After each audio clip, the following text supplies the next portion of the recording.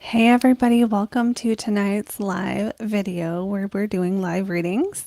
So today's the day where you can jump on and get a live reading with me.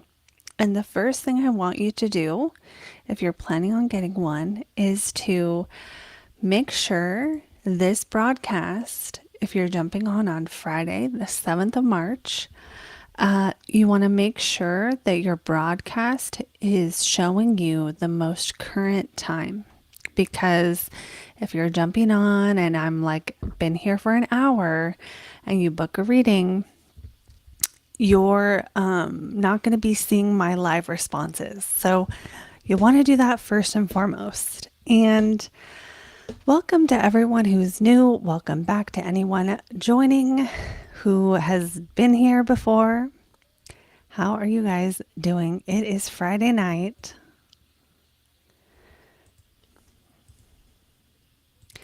And we are doing readings. Okay. Sorry, Mars Ruler, you're booking yours. That's great. Let me check our sound really quick. Okay, it's good. I'm going to try not to cough in the chat. Okay, so Mars Ruler is booking and I'm getting all situated here. The bookings are open. There is a link in the description. I'm actually going to add that link. Oh, wait a minute. That is not what I wanted to do. Hold on. Oh, dude, I did everything wrong. 1 second, let me fix it. I'm just fixing my little administrative thing I did here.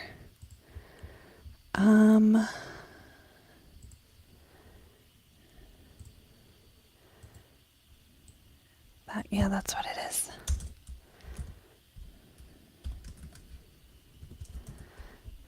And then the link will work. So if you just tried using it, it wasn't working. But now, I still got to do one more thing.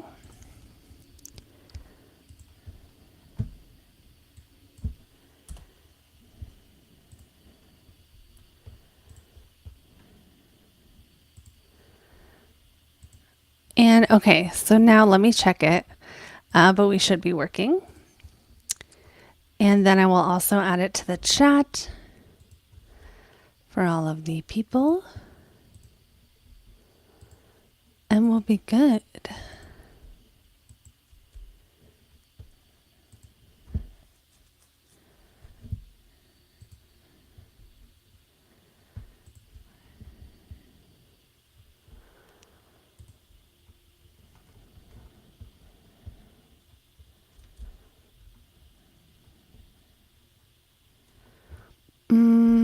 Sorry, I'm trying to find it now.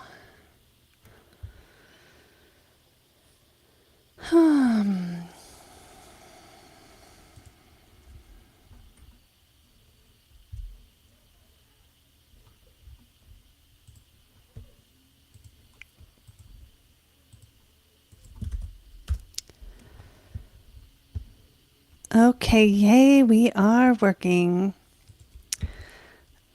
All right, so I'm going to add it to the chat for everyone. You can do natal or transits.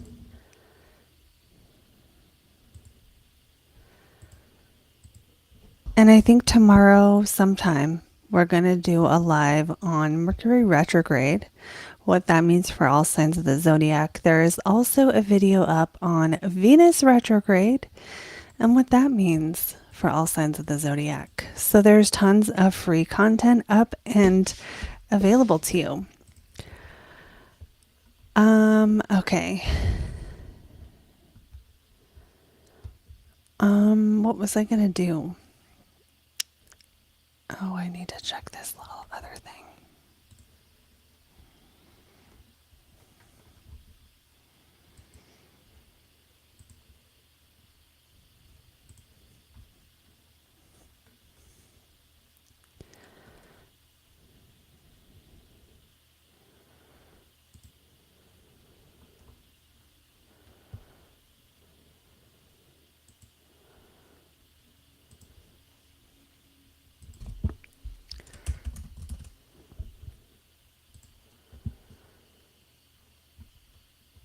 Okay, I think we're good to go. And right now the bookings are open. So the first person to book is going to be the first person who gets a reading. And we're ready. Okay. So for those who don't know how this works, you can book the reading using the link at the top of the chat. It takes you through a process to enter all your info. Then readings are done in the order they are received.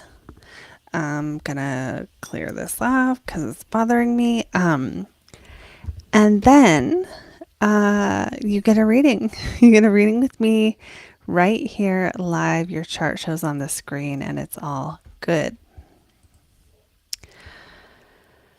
And these readings you can choose natal or transit. And while we're chatting, I'll just tell you guys about a current video reading. Now, if you would rather, now the lives are kind of exciting and fun and everything, but if you either just didn't catch the live or it wasn't the right day for you or anything, there is a sort of a special, and I'm going to show this now while people are booking and everything.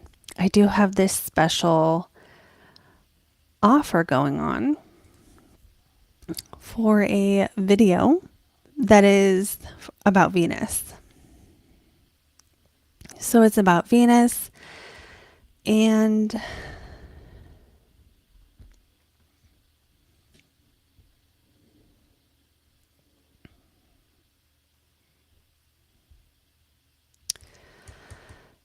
I can't find it. Oh, it's this.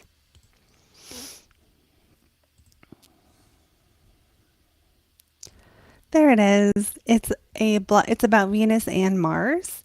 So I thought, what a better time, Venus going retrograde, Mars coming out of retrograde, to do this, which is this limited time mini video for Blocks to Blessings, Mars and Venus edition. So it's all about figuring out how your Venus and Mars placement, how the aspects to those planets, how their condition and dignity and their place in your chart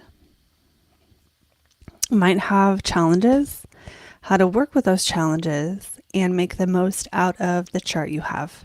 So you can click get yours now and it'll take you to this page.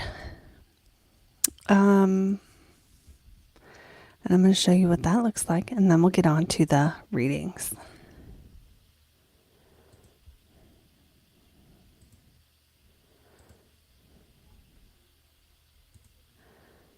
There we go. Yeah. So it'll take you to this page, and then you just pick your time, and then the video is emailed to you. So we're done with that, and it looks like somebody booked. All right, so Stephen did. So let me just get your chart in here, Stephen. And you'll be first, and anyone else who wants to go will be next. Anyone else who signs up will be next, I should say.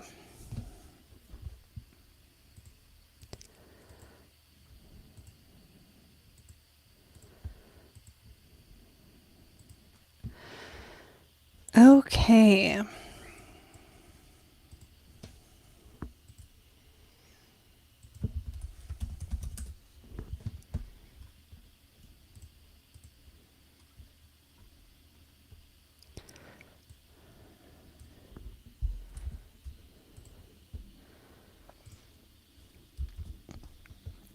I'm just entering your chart now.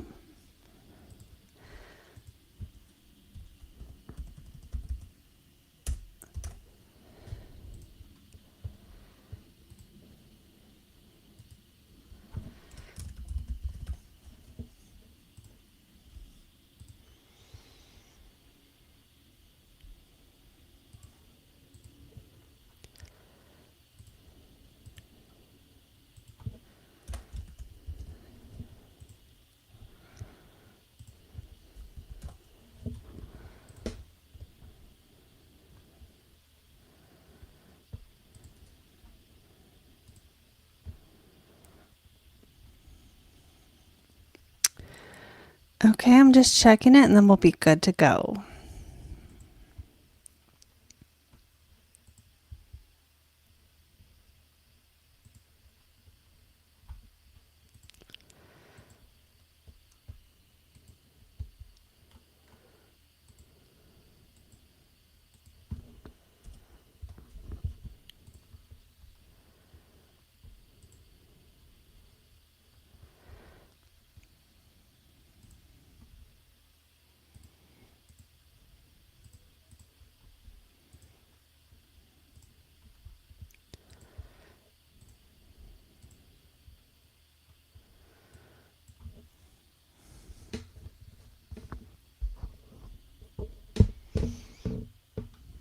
Okay, the chart is here. And oh, I gotta see what you chose. Natal chart. All right, so I'm going to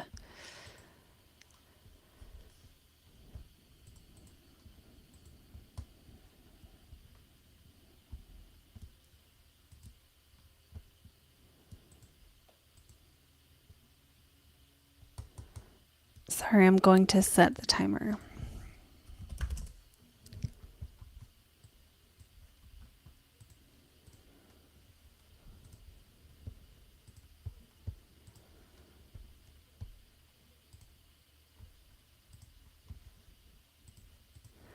Okay, so we're looking at the natal chart here, and I'm just kind of gonna see what really stands out the most. You know, Sun in the 12th house ruling the 10th house, oftentimes that's going to be, actually, it's not ruling the 10th house. Sorry, it's the exaltation ruler of the 10th. Might make you, but it does rule the money house.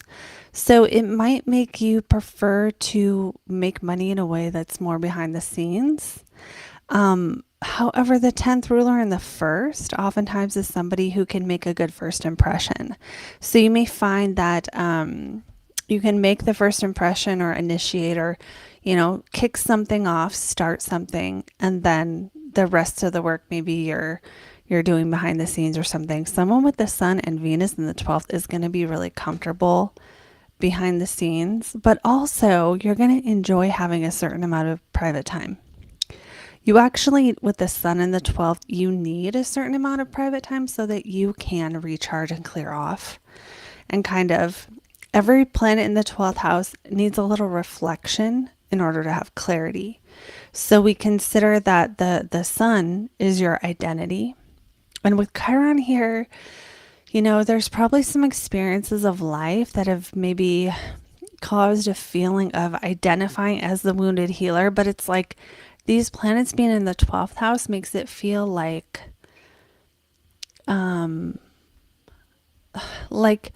you might help people transcend their wounds, especially with things related to either mental health or addiction or like bad habits, self-sabotage, spiritual problems, and just maybe you shine a light in the darkness for people like that, where you can help people find solutions to those more private problems that are not always obvious. And with the Sun here, you might actually have sort of a more heightened awareness of subconscious things, especially with, you know, Mars in the first, and Pluto and Scorpio, those making a trine. You know, this would be perception, would be a strong theme going on. And let me check something really quick. 14. Yeah. Okay. You have Mars and Mercury conjunct a fixed star called Sirius.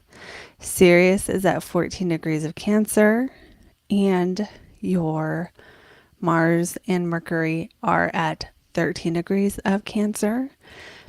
And so this star is kind of generally good, but it's about aspiration. It's about sometimes sacrifice. And so what does it mean? It means you might tend to take on the identity of like, I'm going to be the one at work who sacrifices for the greater good. And maybe that's a thing that works out for you.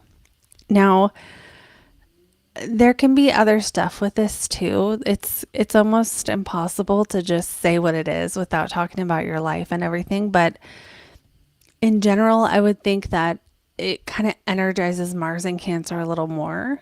And Mars in Cancer can be really protective and can like tends to get what they want by like appealing to people's emotions, I would say. And that might be a skill or it might just be a character trait. It does, to me, it does feel like a positive thing to have your 10th ruler conjunct a star that represents aspiration, and like wanting to aspire to big things.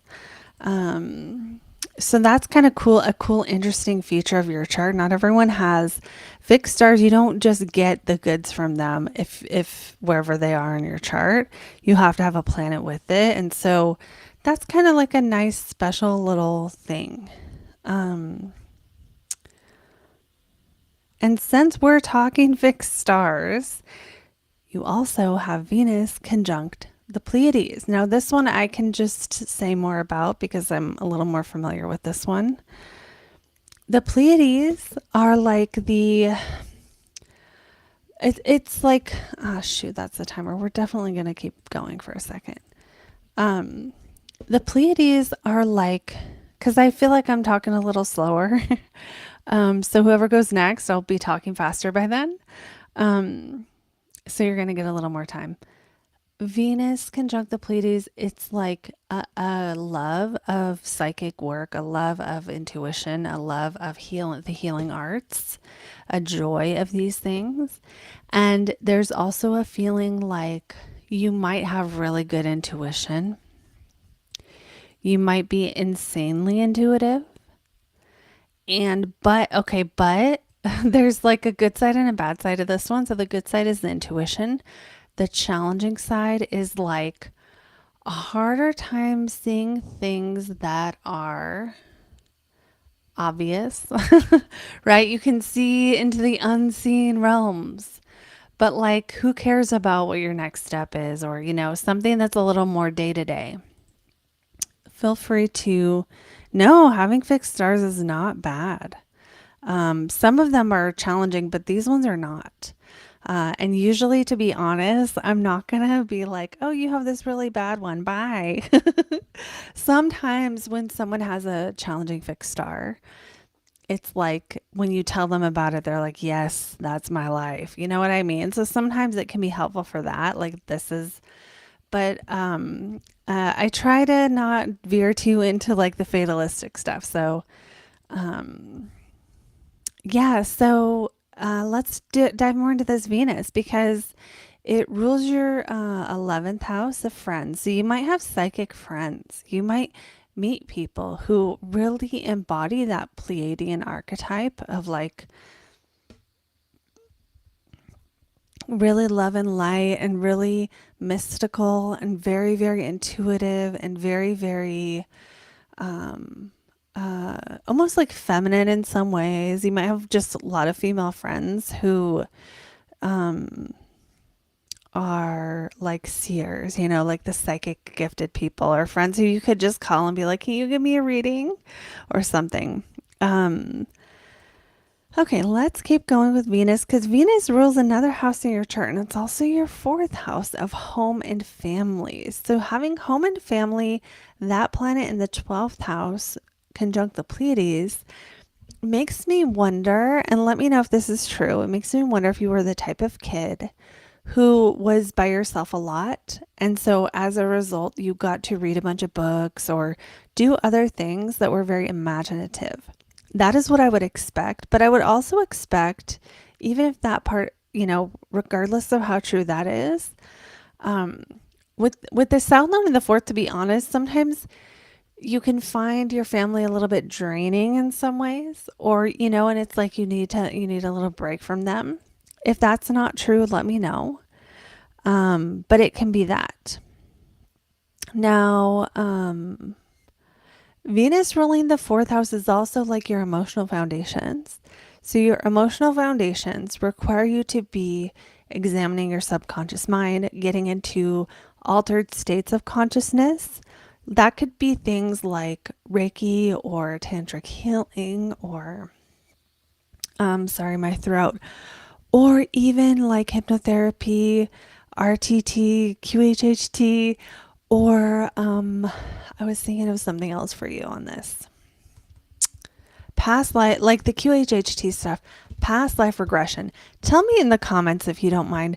Does past life regression, like, is that a topic that's important to you? I'd love to know, and if not, that's fine too. Um, Wait, Derry, are you Steven? I totally thought Mars ruler was. Okay, cool. I'm glad you're chatting. Super accurate.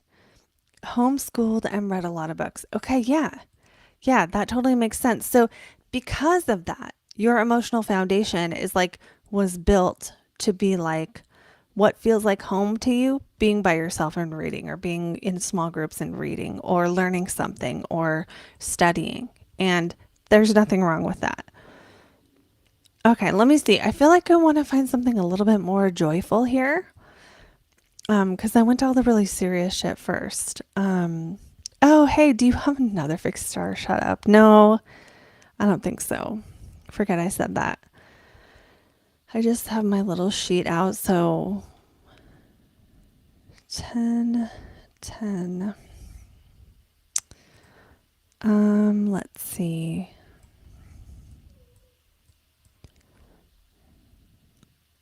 Let's do Jupiter because I think this is a positive one. Jupiter is your sixth house ruler. It's in the 10th house, sextiling your money planet. What does that mean? Usually that means the work that you do in your life, it actually helps you succeed in general. So in general, the hard work that you do to put in skills will contribute to your success. And there's more of a likelihood when you have the sixth ruler and the 10th that your work at some point in life can be seen, showcased. It can be seen, can be showcased, can be put forth like that. Yes, Vega is on the descendant. So that might actually describe the others in your life being more artistic. As you might know, Vega is like, it's like enchanting, but sometimes it will present as some kind of an artistic gift. I've seen people with Vega in their natal chart on one of their personal planets be like an architect or be musicians. But since it's on your descendant, it's more likely that either it's going to describe the other people in your life being like that, being like Vega, being enchanting, being musicians, being architects, being, very artistic and creative and all of that. And then it could also describe your experiences with them, but I wouldn't say like, this is one where I wouldn't say it makes you that way necessarily. Now, if you are artistic, that's fine too. But yeah, okay, so we're going to go a little more and then we'll be done with this one just because of time. And so I'm not giving you too much more than everyone else. But this is, I'm really just really enjoying reading your chart. So Jupiter in the 10th is going to give you the ability to, again, like kind of showcase your work, have your work be showcased, even if maybe you're in front of the scenes doing it or something. And then you're going with Saturn in the 6th, it kind of does feel like there can be a strong work ethic. And Saturn in the 6th kind of makes you do your chores, right? It kind of forces you to do your chores and take care of the bills and like do responsible things with your time. It might be because you want to. It might be because you have to. It might be because with this Sun opposite Saturn, it probably is like you go to get all the work done and then you go by yourself and study. or you go isolate, or you go to a retreat, or you go away from the day-to-day grind into some kind of place that is like a shrine or like an ashram or like a meditation room in your house, or even just somewhere you can be quiet and contemplate.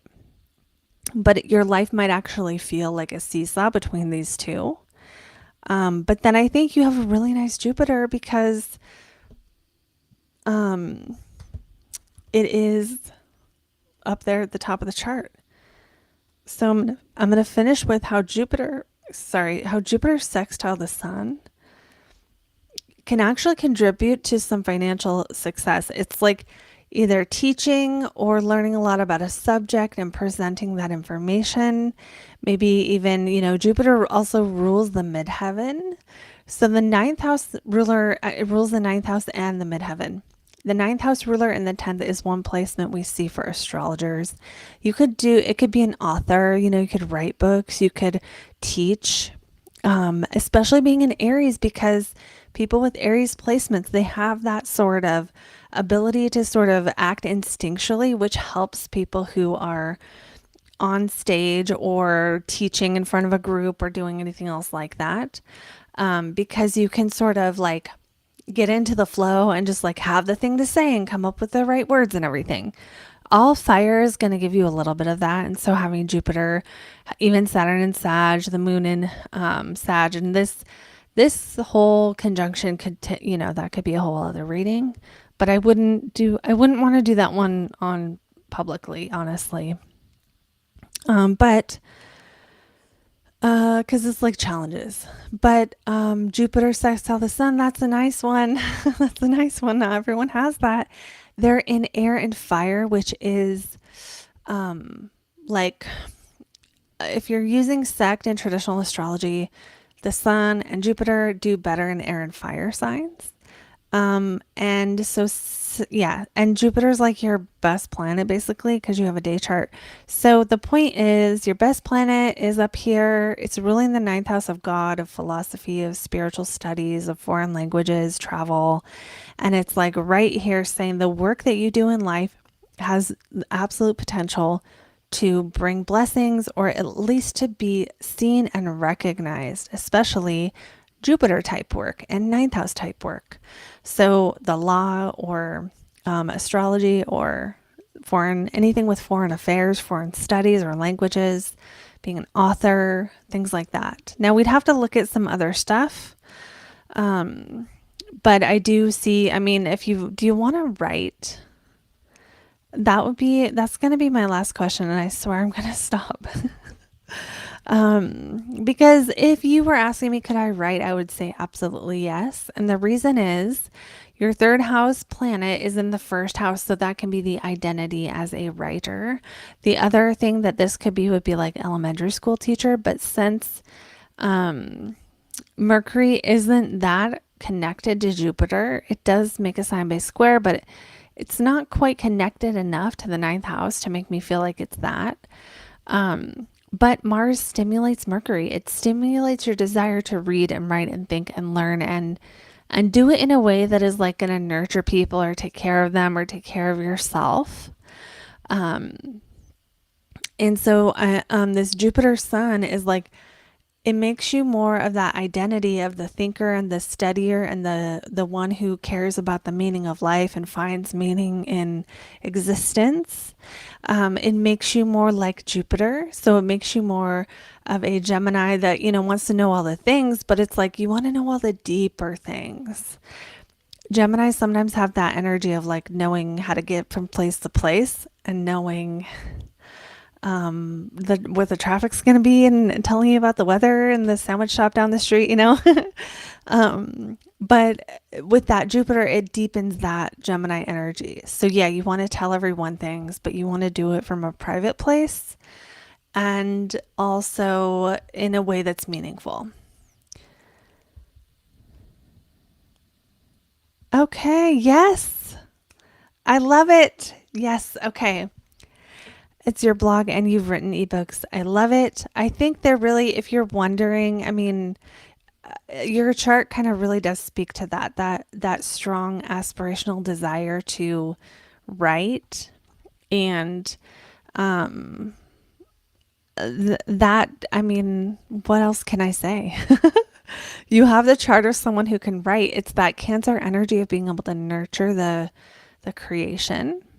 Mercury ruling the third does make it feel like some of that writing might be smaller things, like your blog and ebooks and little things. Now, I don't know if the ebooks are long, but if they're short, that would make a lot of sense. And those 12th house placements like being alone and thinking about stuff. So, it makes sense. I'm going to stop there just because I spent a lot of time on this one. It was fun. I hope you enjoyed it as much as I did. And I'm going to check and see. I think I missed one of these comments here. The one I missed is, my fiance is super artistic. Yes, yes. I saw this one earlier about working a lot and then liking to be alone, that Saturn Sun opposition.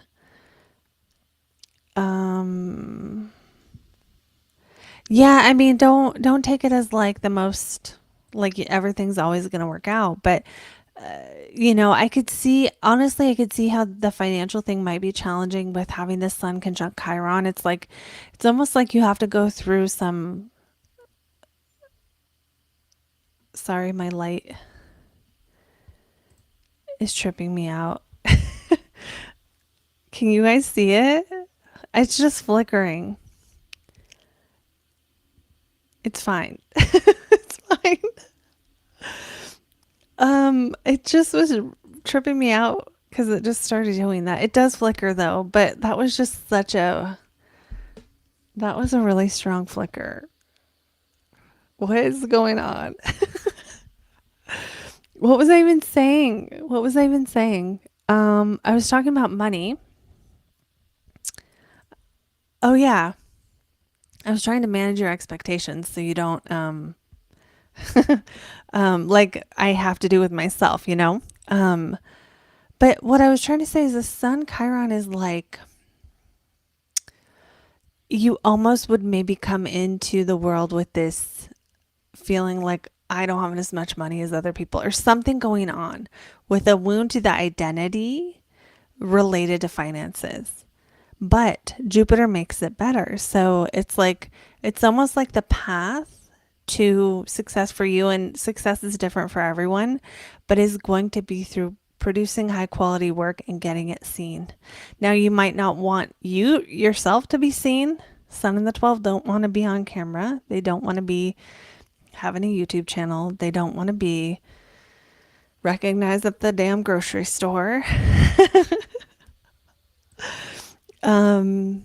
But yeah, lots of potential to tap into this Jupiter Sun sextile. I'm going to stop there. And yeah, that's going to be good for now. For that one. Now, for anyone else jumping on who wants to get a reading, the bookings are now open. And let me check and see. Yes, this was so fun. I'm so glad you jumped on it right away. Yeah, see? This is what I was thinking. Is like, what kind of spooky shit is this? 'Cause it flickers, but like it just got really dark and then it went back and it went away. Okay, I'm not gonna worry about it. Oh yeah, I did see your comment though, so I applied at a daycare. You just remind me of the administrator that called the cops on me. That's too bad. I don't call the cops on people. I mean, I guess I'm lucky that I have not needed to call the cops on people. Thank you. So many good insights. Thank you. Thank you. All right, guys. Let me see. I scheduled this one till 8:30, I think.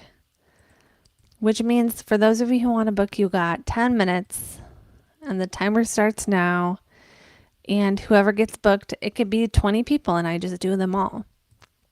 But let me make sure that I'm telling the truth about that because I closed all my tabs because they were overwhelming me.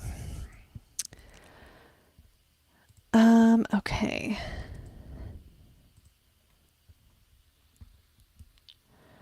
What am I doing? I'm checking the time of this.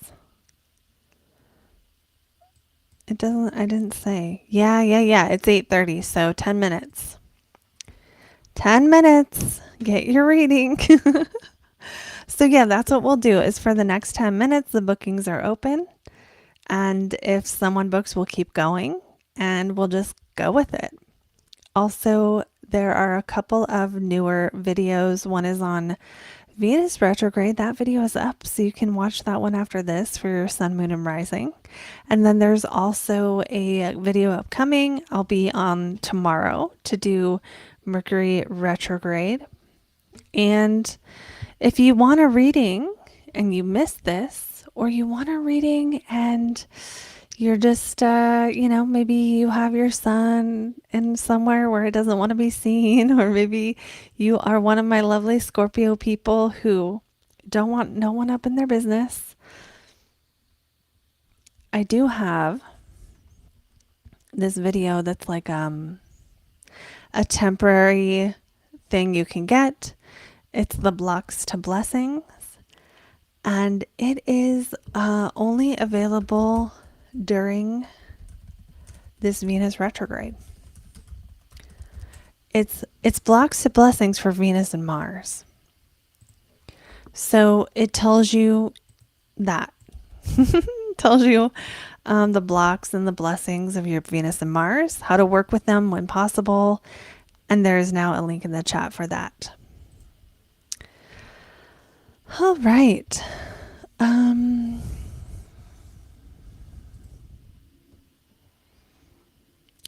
So anyone else who wants to jump on, the bookings are open, and whoever books next will be next. So we are going to put the chart up of the current transits.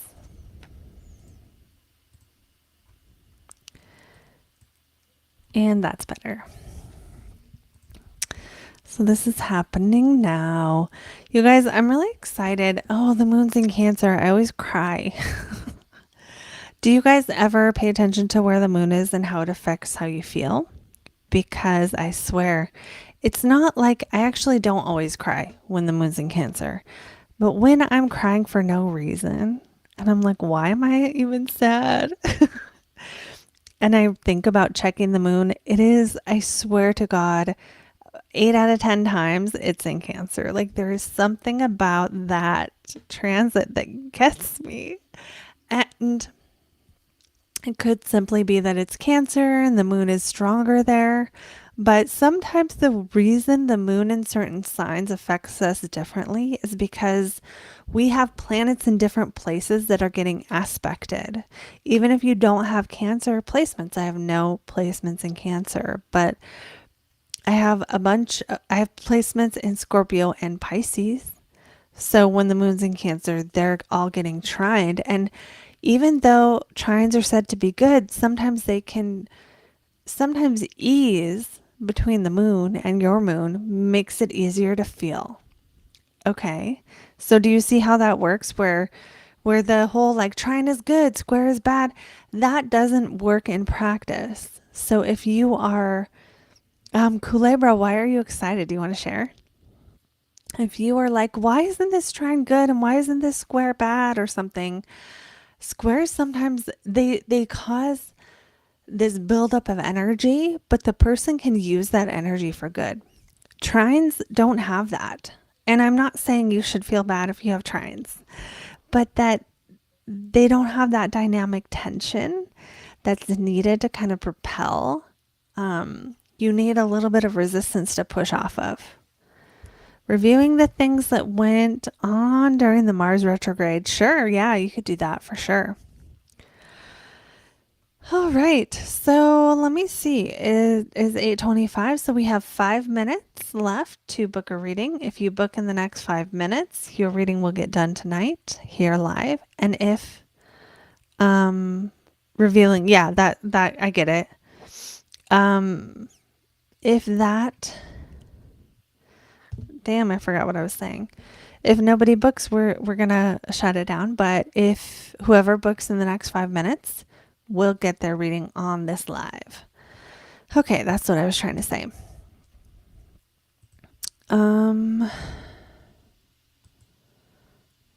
Yeah, I do. It's so interesting because I do not care as much about the new and full moons, but I would love to hear, do you guys feel like, oh, it's a new moon, I need to like write down intentions? I used to do that actually a lot more before I was an astrologer. And now that I'm an astrologer and I know how new moons work, I don't want to do that anymore, because the new moon isn't just about the moon in that sign. And right now there's not a new moon. I'm just rambling. The new moon has aspects to it. So, like sometimes there's a new moon, like the last new moon we had. Let's go back to it. That was not that long ago. The sun and moon were in Pisces. Except what's wrong with Pisces right now? There's a problem in Pisces. There's a couple of problems in Pisces, but there's one planet that's like a little more problematic than the others in Pisces, and that is Saturn. So even though I love Pisces and I love the dreaminess and the imaginative nature that Pisces have, I'm trying to get back to this new moon. But I can't, I can't use technology today. Here it is, roughly. Right? So like, yeah, we had a new one in Pisces, and Pisces is so good and calm and mystical, but Saturn in Pisces is not. Saturn in Pisces is like when authorities let us down, when we have to do shit ourselves because the person we were counting on can't or doesn't. And maybe it's not even their fault. Maybe they're sick. Maybe they just can't. So that feeling of sort of even blocking the imaginative feeling and having more challenges related to Pisces energy, which is like the intuitive nature. I don't think we're all intuitively blocked, but Saturn conjunct a new moon brings a sense of responsibility, and like we got to deal with something.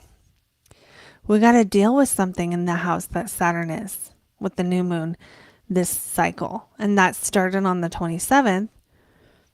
There's something we need to step up to and be responsible for. And that can be good. It can be like, I'm responsible to get clients, so I'm going to go out and get them. You know what I mean? But it's like, that's Saturn energy. No one's coming to save us. All right, we have 2 minutes. If anyone books in the next 2 minutes, we will keep going. And if not, we will wrap it up.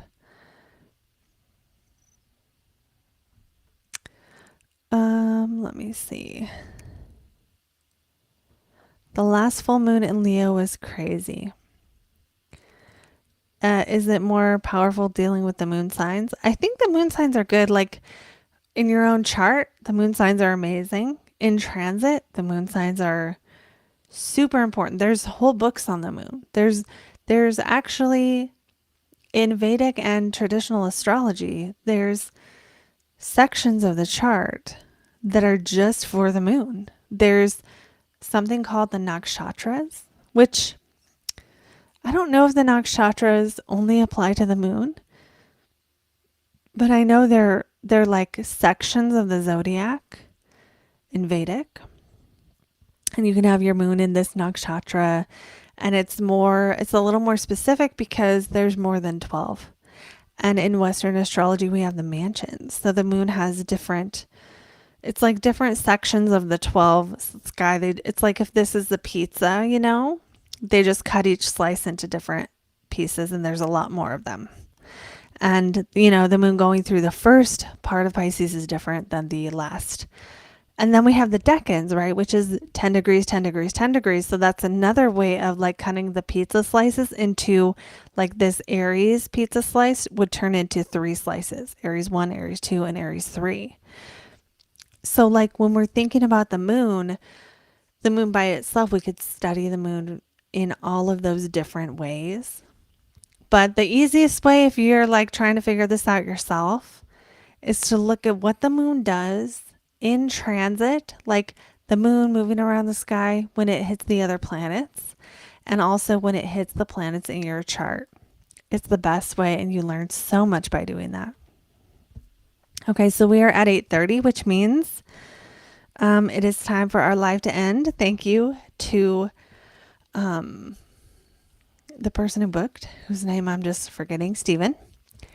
And thank you to everyone else who came and watched and hung out. We will do more of these. I will probably do another one this weekend, but it might be a daytime one. Maybe Sunday? Maybe? Maybe. I'm not sure actually about that. We'll do another one though. And when I do these, they end up going on the channel. So you always want to make sure you're subscribed and blah, blah, blah, all that stuff. I've heard some things lately about YouTube not showing people videos, blah, blah, blah, blah, blah. So the point is, if you like the channel, just sometime come back to it. You know, don't wait for YouTube to recommend it. Come back to it, binge watch it, go check out some of my playlists. And I think that'll be the last thing I do here is show you guys what you should watch next, because there is so much on the channel that I think people don't know exists. Like you could watch my channel for quite a few hours, I think, and still have content to check out. So we are going to, that's not what I meant to do. Hold on. I'm going to show it to you. I'm going to show you all the wonderful things you can see on my channel.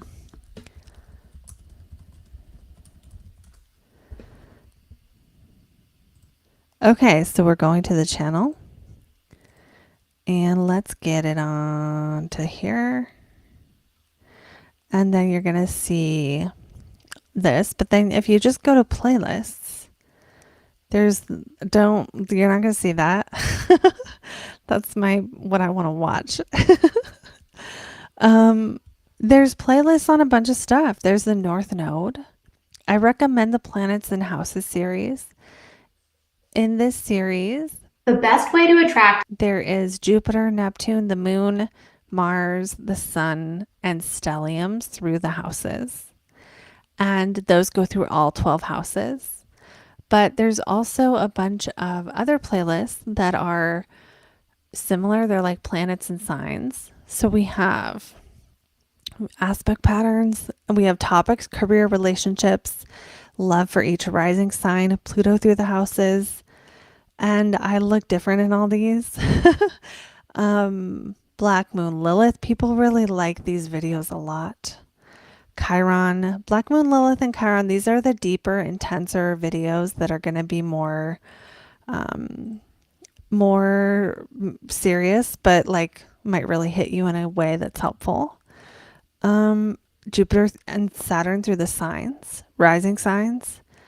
And that's probably the end of the good ones. I think anything before this, I don't know if I would recommend. Actually, the North Node through the signs, I would still recommend.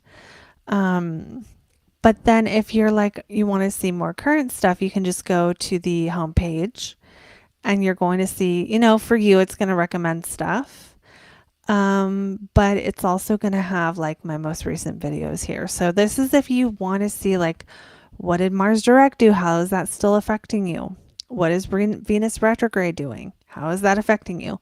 And then tomorrow's live will also be in this category.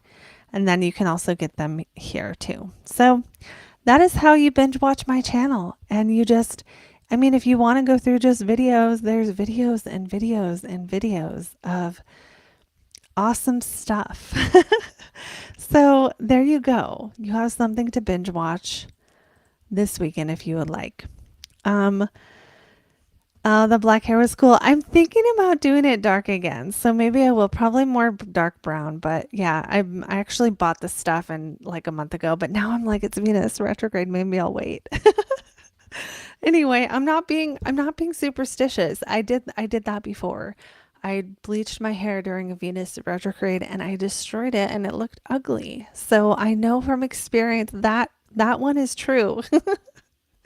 I don't believe them. I try to prove them wrong and then I mess up and then I tell you, I report to you on it.